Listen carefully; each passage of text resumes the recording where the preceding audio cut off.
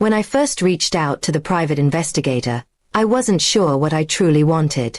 Maybe closure, maybe punishment, or perhaps forgiveness that I hadn't earned. It had been 3 years since I last saw Daniel, my ex-husband, the man I had betrayed. The guilt had never left me, even though I'd tried to bury it under the noise of a new life that never quite felt real. Daniel had been everything a person could ask for. Kind, patient, and loyal in ways that used to make me feel unworthy. And maybe that's why I ruined it. I convinced myself that his calm meant he didn't care, that his love had grown dull. When someone new at work started showing interest, I mistook attention for passion. It didn't take long for my secret to spill into the light, and when it did, Daniel left without a word. No arguments. No accusations.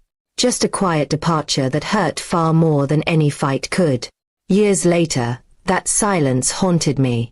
I didn't want to win him back. I knew I had lost that right, but I needed to know if he was okay. I wanted to believe he had rebuilt his life. So, I hired a private investigator named Mark, a quiet man with sharp eyes who promised results within a week. I told him I just needed to know if Daniel was happy, if he had moved on. Mark didn't ask why. He just nodded and began his work. The first few days felt endless. Every hour dragged by, my mind filled with memories of the life I had thrown away. I remembered the mornings Daniel would make coffee for both of us, even when we'd fought the night before. I remembered how he used to wait for me by the window when I came home late, pretending not to worry.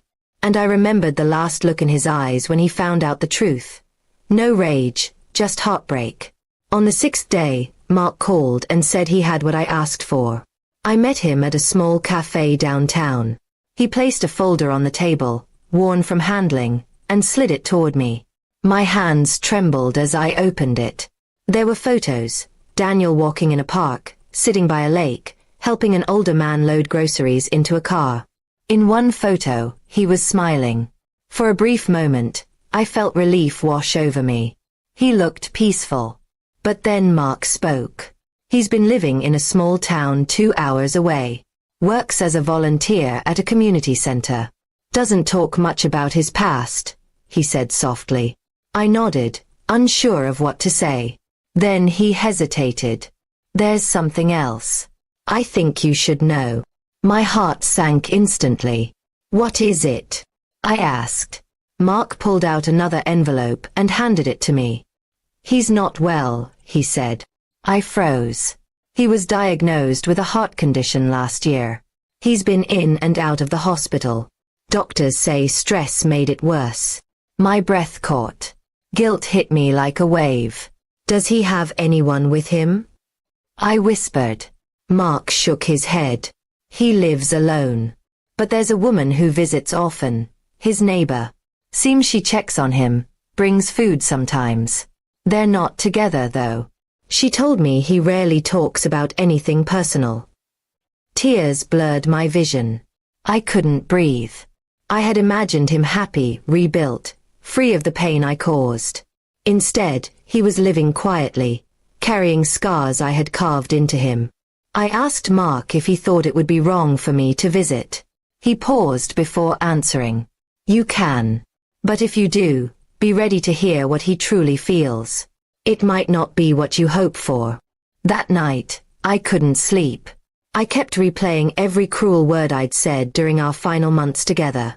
Every lie. Every moment I chose someone else over him.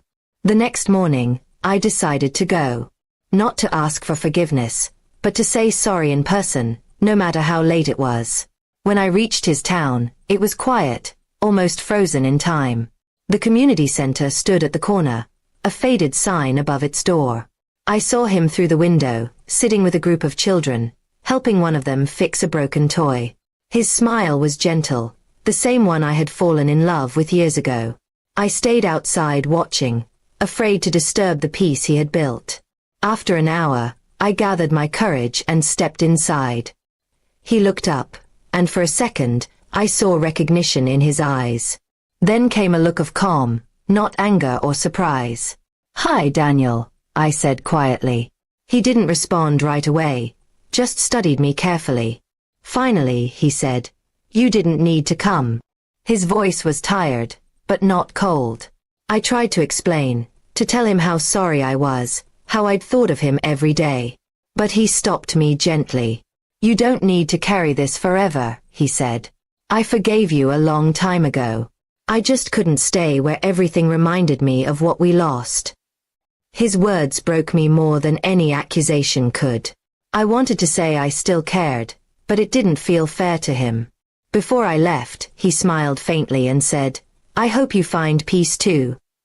I nodded, tears falling freely.